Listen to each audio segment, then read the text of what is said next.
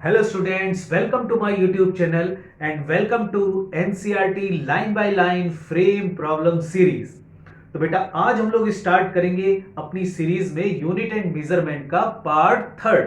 तो उसका question number 21 ये रहा आपके सामने।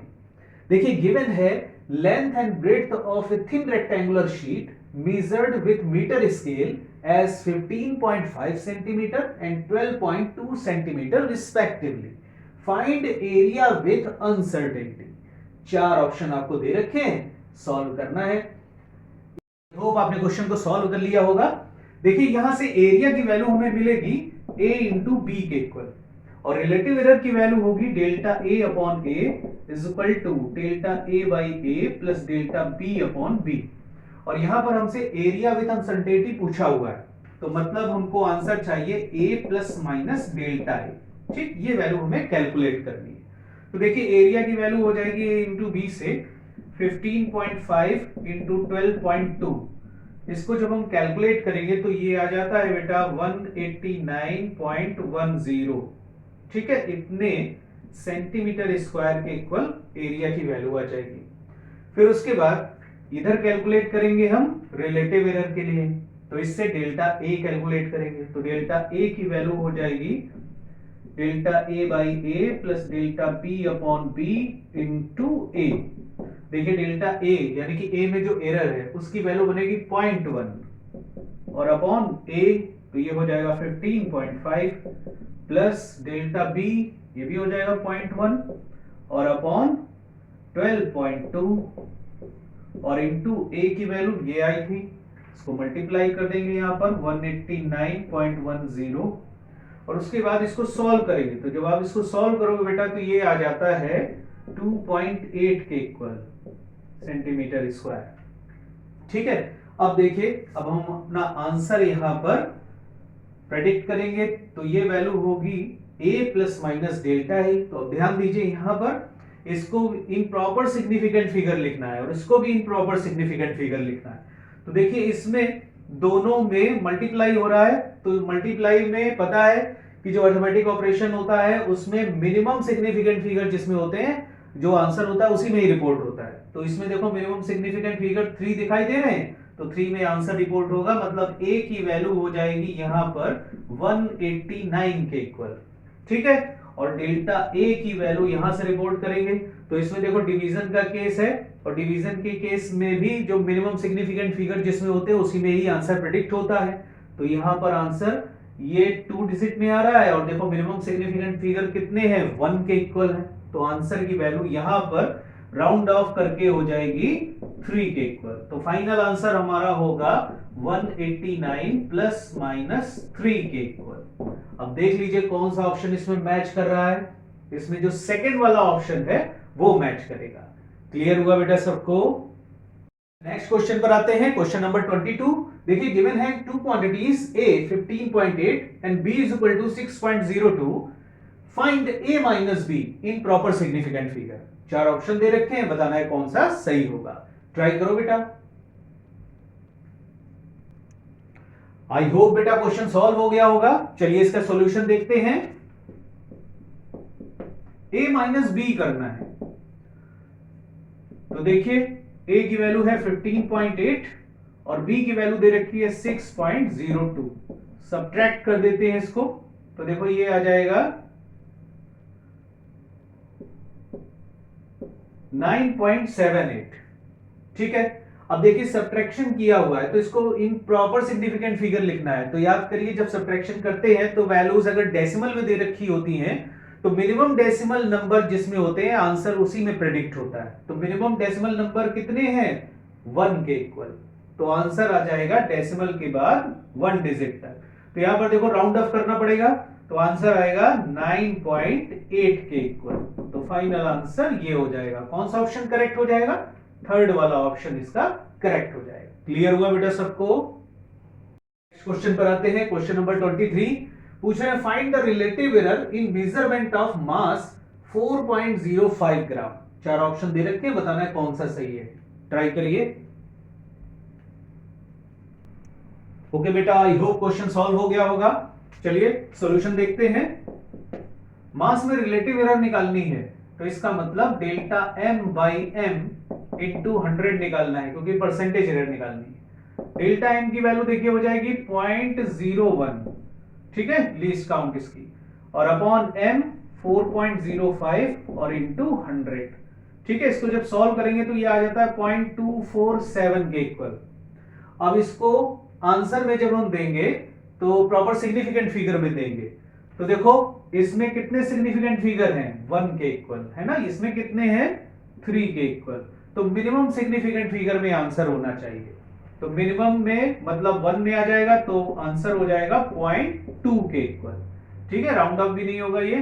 तो कौन सा ऑप्शन सही हो जाएगा, फर्स्ट वाला ऑप्शन इसका करेक्ट हो जाएगा। क्लियर बेटा। आते हैं नेक्स्ट क्वेश्चन पर, 24 नंबर पर। In a multi-step computation, the intermediate result of reciprocal of 4.23 should be।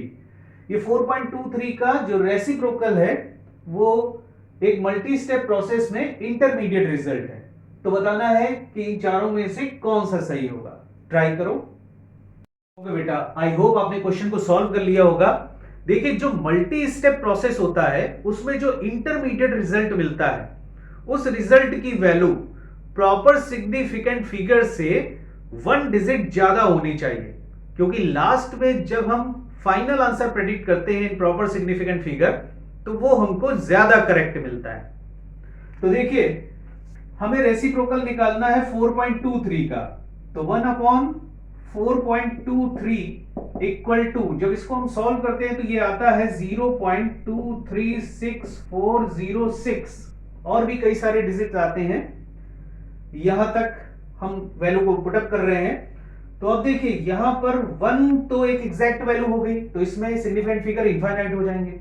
4.23 में मिनिमम सिग्निफिकेंट फिगर होंगे और ये होंगे 3, तो आंसर 4 सिग्निफिकेंट फिगर में प्रेडिक्ट होना चाहिए, क्योंकि इसमें 3 है, तो आंसर की वैल्यू होगी 4.2364। ये प्रॉपर आंसर होगा जो इंटरमीडिएट रिजल्ट में हमें मिलेगा। तो कौन सा ऑप्शन सही हो जाएगा, थर्ड वाला ऑप्शन इसका करेक्ट हो जाएगा। क्वेश्चन पर आते हैं, क्वेश्चन नंबर 25। देखिए गिवन है the nature of a physical quantity is described by its. 4 option दे रखे हैं, बताना है इनमें से कौन सा सही होगा। ट्राई करो। ओके बेटा, क्वेश्चन आपने सॉल्व कर लिया होगा। देखिए कह रहे हैं the nature of a physical quantity is described by its. 4 option है, न्यूमेरिकल वैल्यू, डायरेक्शन, डायमेंशंस, नल। कौन सा सही होगा, थर्ड वाला ऑप्शन करेक्ट होगा। किसी भी फिजिकल क्वांटिटी का जो नेचर होता है वो किसके द्वारा डिस्क्राइब होता है, उसकी डायमेंशंस के द्वारा। क्वेश्चन पर आते हैं, क्वेश्चन नंबर 26। देखिए कह रहे हैं in force what is the dimension in time. Force में टाइम की डायमेंशन फाइंड आउट करनी है। ट्राई करो। ओके बेटा, सॉल्यूशन आपने फाइंड कर लिया होगा।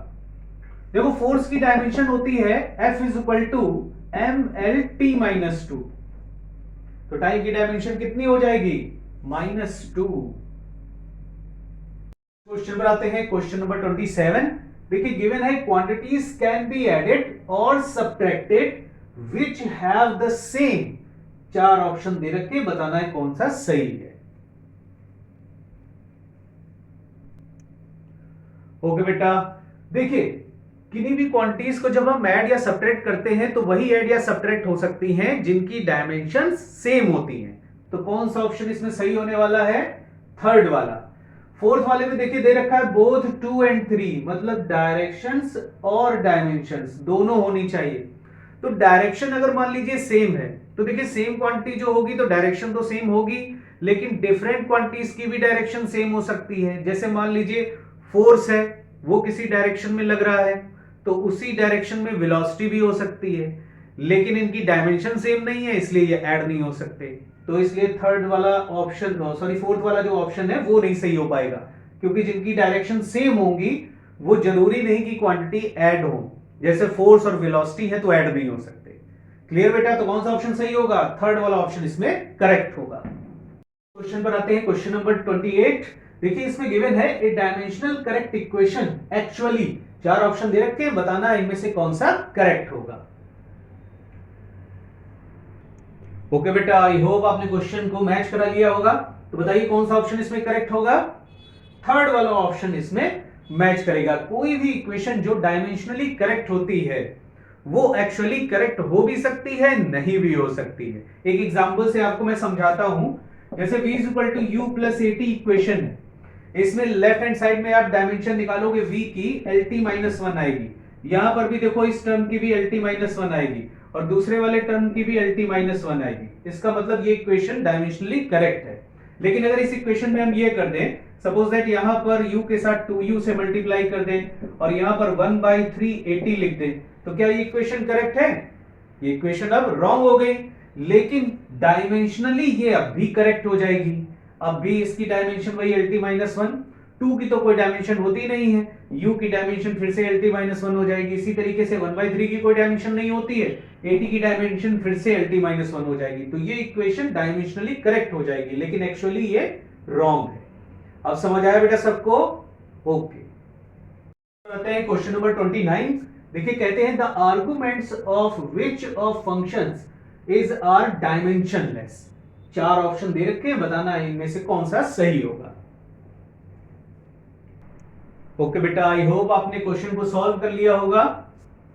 तो बताइए कौन सा ऑप्शन इसमें सही होगा?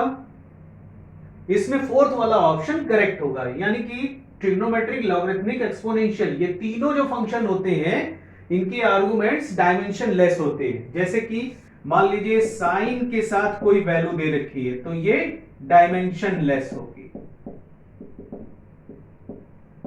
डायमेंशनलेस। क्यों डायमेंशनलेस? क्योंकि ये एंगल होता है, याद करिए, ठीक है। उसी तरीके से लॉग के साथ जो वैल्यू दे रखी होती है ये, वो भी डायमेंशनलेस होगी। एक्सपोनेंशियल e की पावर में जो दे रखा होता है वो भी डायमेंशनलेस होगा। तो कौन सा ऑप्शन सही हो जाएगा? फोर्थ वाला ऑप्शन इसमें करेक्ट हो जाएगा। नेक्स्ट क्वेश्चन पर आते हैं, क्वेश्चन नंबर 30। विच क्वांटिटी और quantities is are dimensionless. 4 option दे रखे हैं, बताना है इनमें से कौन सा सही होगा। ओके बेटा, आई होप आपने क्वेश्चन को सॉल्व कर लिया होगा। बताइए कौन सा ऑप्शन इसमें करेक्ट होगा? फोर्थ वाला ऑप्शन करेक्ट होगा, ठीक है। मतलब ये तीनों ऑप्शन जो दे रखे हैं वो तीनों ही डायमेंशनलेस है। देखिए एंगल इक्वल टू होता है आर्क अपॉन रेडियस। तो आर्क की डायमेंशन भी लेंथ के इक्वल और रेडियस की डायमेंशन भी लेंथ के इक्वल, तो ये बच जाएगा डायमेंशनलेस। इसी प्रकार refractive index mu is equal to होता है c/v। c is the velocity of light in vacuum upon velocity of light in the medium, ये भी डायमेंशनलेस हो जाएगा।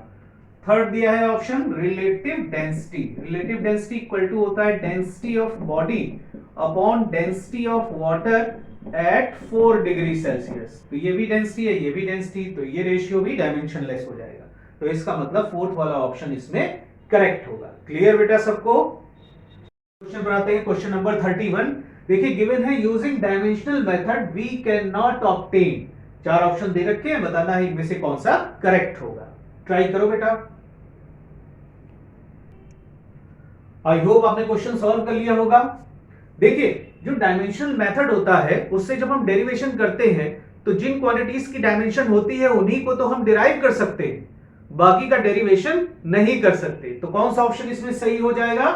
डायमेंशनलेस कांस्टेंट जो होंगे उनको हम ऑब्टेन नहीं कर सकते।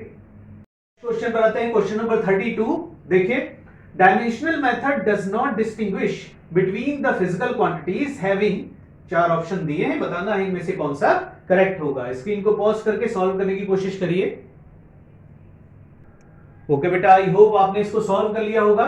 तो देखिए डायमेंशनल मेथड से हम दो सेम टाइप की डायमेंशन की जो फिजिकल क्वांटिटीज होती हैं उनको डिस्टिंग्विश नहीं कर सकते, और जो डायमेंशन लेस क्वांटिटीज होती हैं उनको भी हम डिस्टिंग्विश नहीं कर सकते। तो कौन सा ऑप्शन सही हो जाएगा? इसमें सेकंड में दिखाई दे रहा है सेम डायमेंशन, थर्ड में दिखाई दे रहा है डायमेंशन लेस, तो इसका मतलब फोर्थ वाला ऑप्शन करेक्ट हो जाएगा। Both 2 and 3 are correct. Clear हुआ बेटा सबको? ओके। क्वेश्चन पर आते हैं, क्वेश्चन नंबर 33।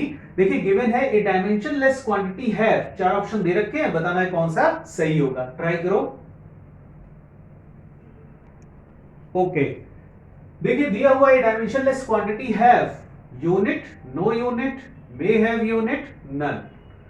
कोई डायमेंशनलेस क्वांटिटी है तो उसमें यूनिट होगा या नहीं होगा, या यूनिट हो सकता है या नन? कौन सा ऑप्शन सही होगा?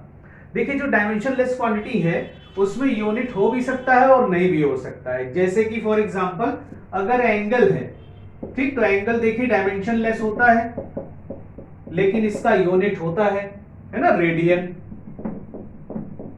ठीक, डिग्री भी होता है। और दूसरी क्वांटिटी जैसे रिलेटिव डेंसिटी है, तो density of body upon density of water at 4 degree Celsius, तो इसमें देखिए ये भी डायमेंशनलेस है लेकिन इसका यूनिट नहीं होता है। तो डायमेंशनलेस जो क्वांटिटी होती है उसका यूनिट हो भी सकता है और नहीं भी हो सकता है। तो कौन सा ऑप्शन सही हो जाएगा? थर्ड वाला ऑप्शन इसका करेक्ट हो जाएगा। नेक्स्ट क्वेश्चन बनाते हैं, क्वेश्चन नंबर 34। देखिए इसमें पूछ रहे हैं ए यूनिटलेस क्वांटिटी हैव, 4 ऑप्शन दे रखे हैं, बताना इनमें से कौन सा करेक्ट होगा। ट्राई करो बेटा। ओके बेटा, आई होप आपने क्वेश्चन सॉल्व कर लिया होगा।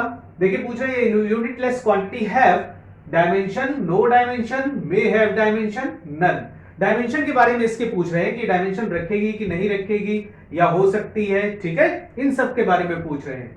तो देखिए जो यूनिटलेस क्वांटिटी होगी वो वही होगी जो डायमेंशनलेस होगी। जब डायमेंशन ही नहीं होगी उसकी तभी वो यूनिटलेस होगी। तो इसलिए यूनिटलेस क्वांटिटी जो होगी वो डायमेंशनलेस भी होगी। तो कौन सा ऑप्शन इसमें सही हो जाएगा? नो डायमेंशन वाला ऑप्शन इसमें सही हो जाएगा, यानी सेकंड वाला ऑप्शन इसका करेक्ट हो जाएगा। ओके स्टूडेंट्स, तो ये था हम लोग का आज का सेशन। आई होप ये आपको बहुत पसंद आया होगा। तो अगर आपको पसंद आया हो तो चैनल को लाइक और सब्सक्राइब जरूर कर दीजिएगा। तो मिलते हैं फिर नेक्स्ट सेशन पर, तब तक के लिए बेस्ट ऑफ लक।